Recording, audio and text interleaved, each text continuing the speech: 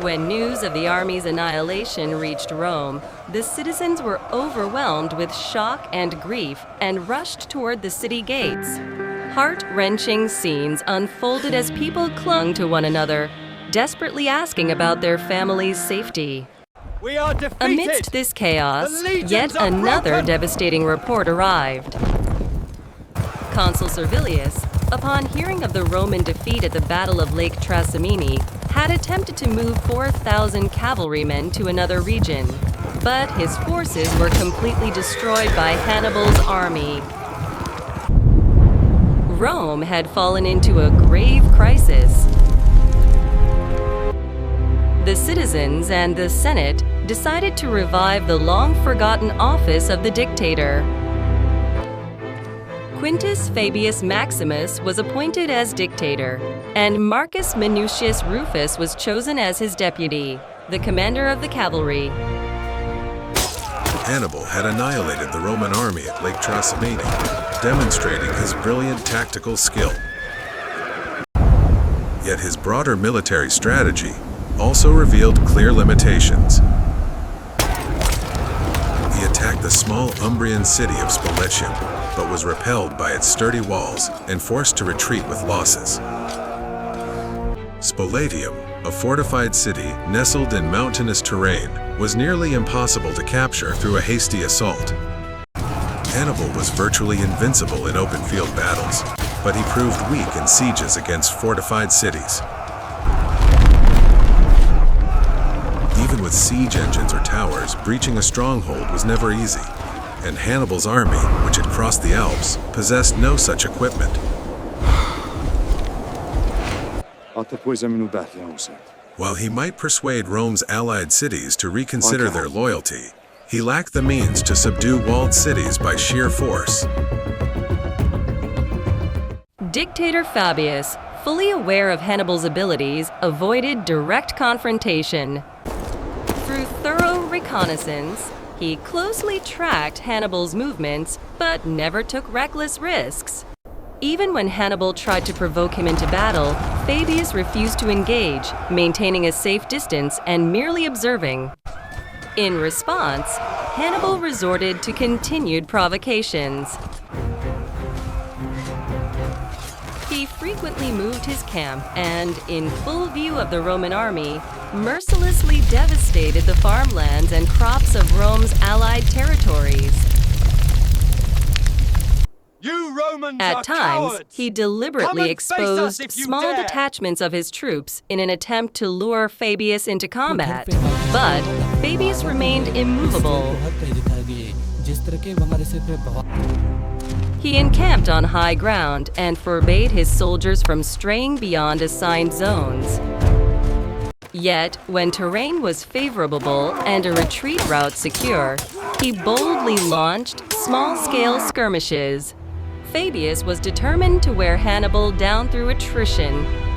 We should not have followed him However, this far. this strategy earned him His little orders are popularity. madness. It appeared cowardly to many.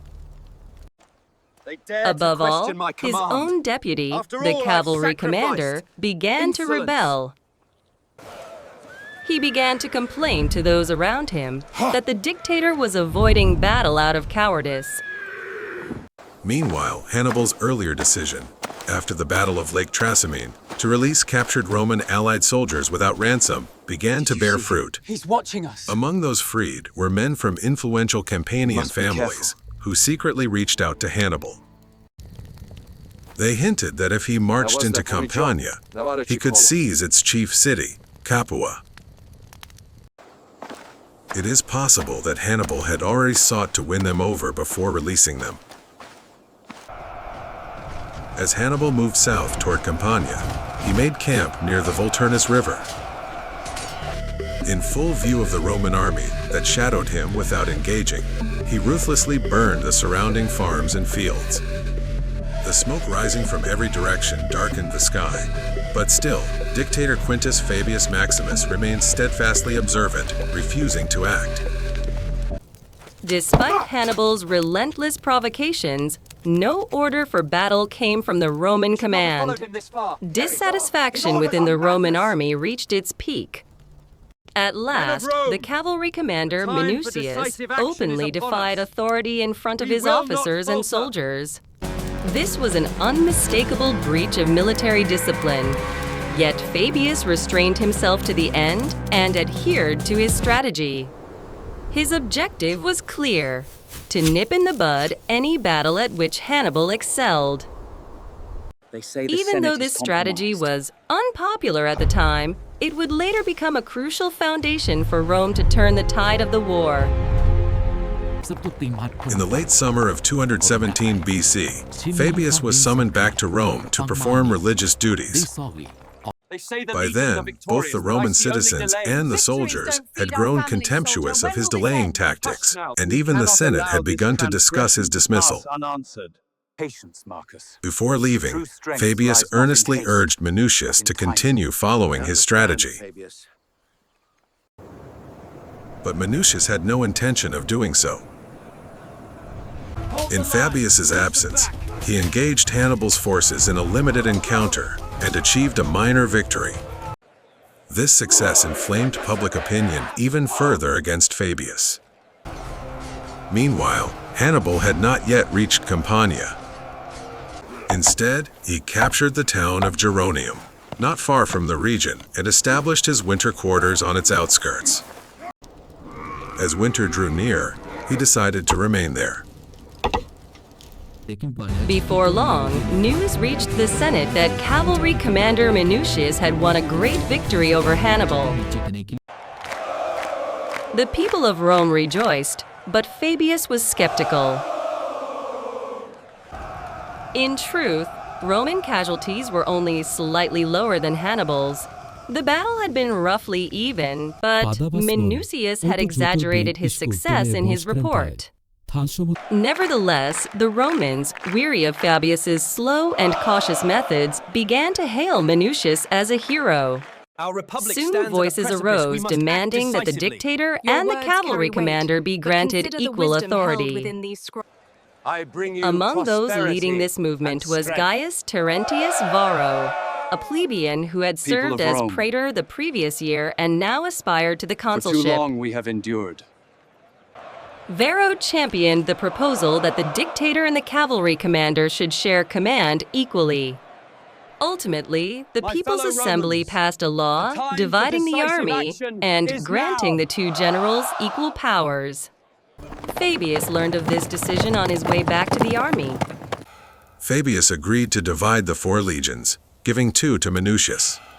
He tried to persuade him that alternating command from day to day was impossible, We divide our arguing that even a single day's lapse in unified leadership could prove disastrous when facing Hannibal. We establish But our own Minucius camp tonight. refused and insisted on Men are establishing with his own independent camp. Fabius, Decided seeing no that alternative, reluctantly March at consented. dawn. Hannibal quickly recognized the division within the Roman command and devised a plan to exploit it. Between his camp and that of Minucius lay a hill, an important tactical position.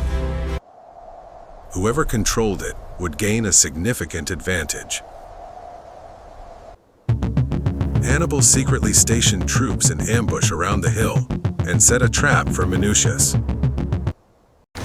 When Minucius's forces advanced to seize the hill, Hannibal's hidden troops suddenly appeared on both flanks and launched a fierce assault.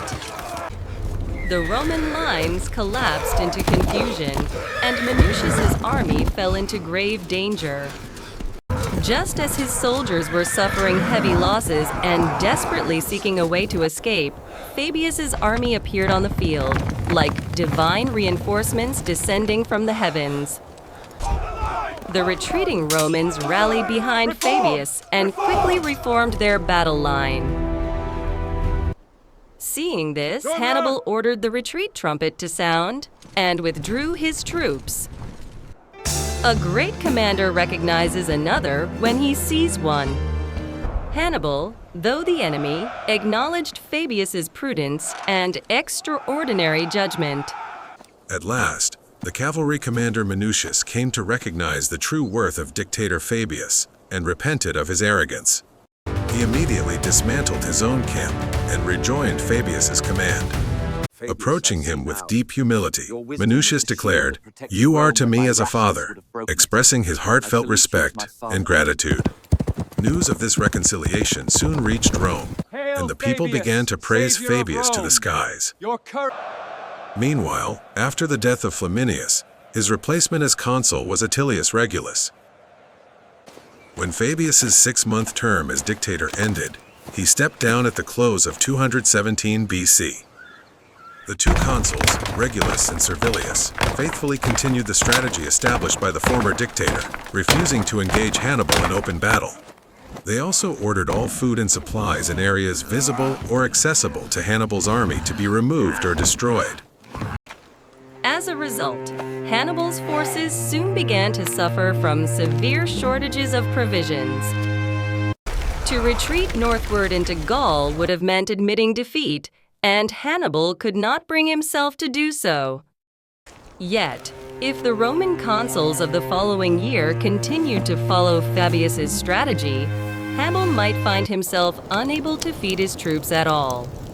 Anyway, Hannibal would go on to endure a hard winter at Geronium. In Rome, the annual consul elections were once again approaching. For the following year, Lucius Aemilius Paulus, a patrician, was elected consul, alongside the plebeian Gaius Terentius Varro. Varro was a fierce opponent of Fabius's delaying tactics. He was a man who called for immediate and decisive battle with Hannibal. That is all for today. In the next episode, we will turn to the fateful Battle of Cannae. Thank you for watching.